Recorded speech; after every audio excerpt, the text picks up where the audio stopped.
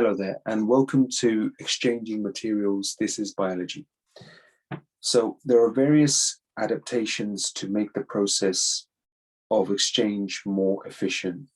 So the effectiveness of an exchange surface can be increased by having a large surface area over which exchange can take place, having a thin membrane or being thin to provide a short diffusion path.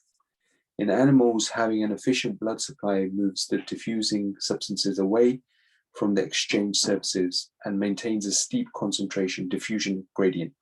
In animals, being ventilated makes gas exchange more efficient by maintaining steep concentration gradients. So this is an example. You can see here an example. There's finger-like folds on lining, provide a large surface area and blood supply for gas exchange. That's in that particular turtle there. You've also got sacs for gas exchanges within that turtle. You've got muscular opening pumps water in and out. And this is Fitzroy River turtles can get oxygen from the water through a specialized opening. So what's important? Why are exchange materials important in biology? Well,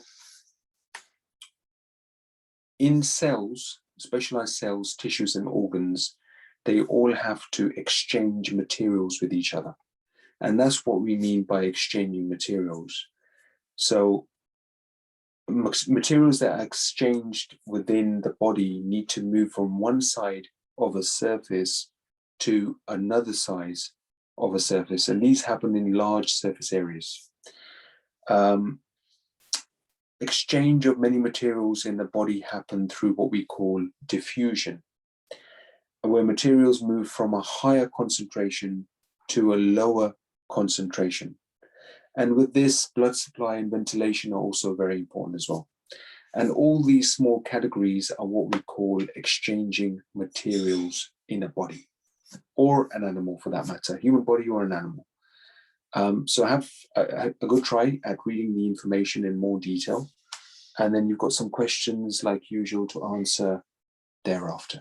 Good luck with this. Thank you.